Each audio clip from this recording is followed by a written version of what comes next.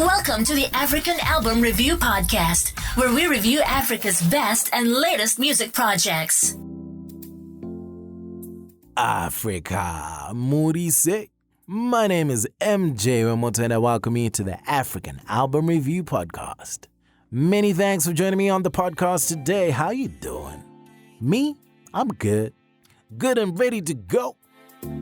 This is that platform where we get to review and look at, dissect, analyze African albums from the last year or so, and check out what's what. I look at many different aspects of it, and in the end, I tell you whether it's worth listening to or not. Where are we taking it to this week? Looks like it's Mali. Mali, baby. The latest African album review is...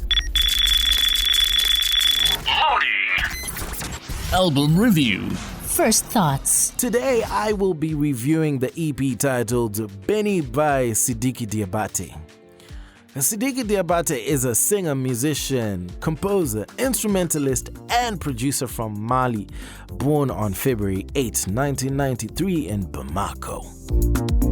He plays the kora and other instruments such as piano and guitar. His father is famous kora musician Toumani Diabate. And Sidiki Diabate himself is a multi-award-winning musician. The Beni EP was released under Universal Music Africa. 7 tracks in total, 26-minute runtime, 2 collabos, namely Fally Ipupa and Safarel Obiang, multiple producer placements. Album Review. Let's analyze the music. Beni, which is the opening track, is a beautiful concoction of music to provide a mid-tempo groove that is easy to tap your feet to or nod your head to. It has a very common Sidiki Diabate DNA in his music. Hard to say what, but I suspect the way he sings and delivers music is part of it. The song I Love You is a beautiful guitar and kora lead that will calmly serenade anyone into thoughts of a love they've lost. It is one of the most captivating tracks on this EP and testifies to Sidiki Diabate's diverse approach to music. It represents the slow to mid-tempo element on Beni together with No Cry, which is another beautiful piece where Sidiki tells his love that her pain is too much to bear, so as long as he has it his way, no tears will be present from her face. Man, that's some beautiful love right there.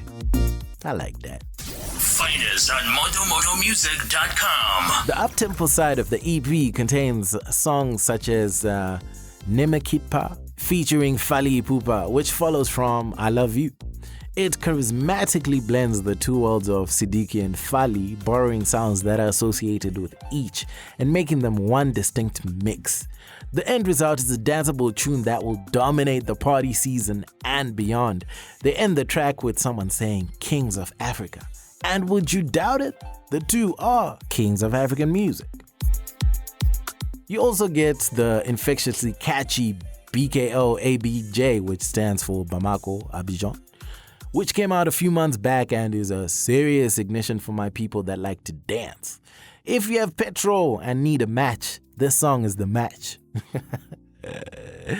It comes through with a beautiful drum work mixed in with new age electronic music and is easily one of my favorite songs here without a doubt, and one of my favorite songs from Sidiki Diabate's catalog. Album Review. The technical side of things. Beni sees Sidiki Diabate mix various languages including French and English to give a mature EP that maintains a youthful exuberance. This is something he has always had in his musical arsenal, the ability to go beyond genres depending on which audience he wants for a song. And the foundation for that is having a father who's celebrated in the music industry. The music he grew up sort of being taught to listen to is different to music he just grew up loving. But he's found a way to merge the two to make his unique Sidiki Diabate ID. That's a skill very few people possess. The mixing and mastering were nothing short of world class, which is something I've come to expect from Sidiki Diabate, but also an artist of his stature. I really do not want to be listening to anything less than the best. He is from a long line of world celebrated choral musicians. After all, I did not expect any less from him, so it's hard to fault the high standard of music on Beni the EP. In that sense, not too much to critique. From a mixing and mastering perspective, I think it was pretty good.